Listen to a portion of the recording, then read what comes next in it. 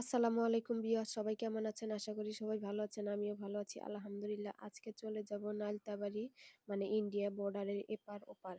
নালতাবাড়ি বর্ডারে দাঁড়িয়ে আছে নীরব বাতাস, কাটাতে এপারে ওপারে একই আকাশ, মানচিত্রের দাগ টানা, হৃদয় নেই ভেদ, দুপারের মানুষ বলে আমার একই দেশ। এটা হচ্ছে নালতাবাড়ি থানা, মানে পাহাড়ি এলাকা, পাহাড়ের অনেক উপরে।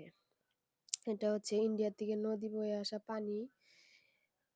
এই পানি দিয়ে নাকি চাষবাস করা হবে। তারপরে দেখেন আমি দূরে দূরে পাহাড়ে উঠতেছিলাম, মানে আমার ভালোই লাগতেছিল।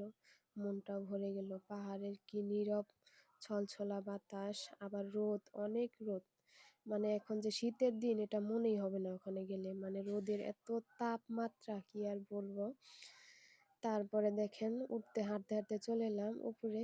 উঠতে আমার ভালোই লাগছিল, কিন্তু এখানে পাথরের কারণে ওঠা যায় না। মানে এত পাথর, এক পা আগালে আর এক পা পিছাতে হয়, মানে পিছলে খেয়ে পড়ে যায়। তারপরে এখানে অনেক লোকজন ছিল, মানে মানে ভোটাভুটির কারণে নেতা নেতা সব এখানে আছে। এখান দেখেন পাহাড়ে উঠে গেছি।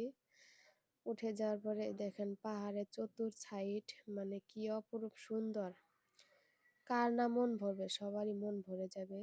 তারপরে দেখেন আমার ছেলে মানে উঠতেই পারতেছে না, পিছলায় যাচ্ছে। তারপরেও কইতেছে আম্মু আমি উঠবো।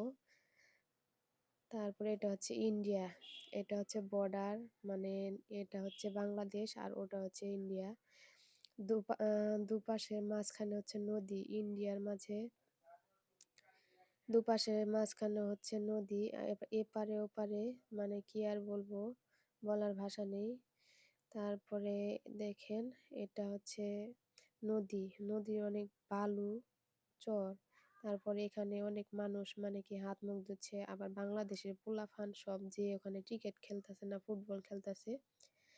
খেলার পরে মানে এটাই ওদের আনন্দ, কেমনে ফুটবল খেলে যাবে এটাই ওদের আনন্দ আর কি।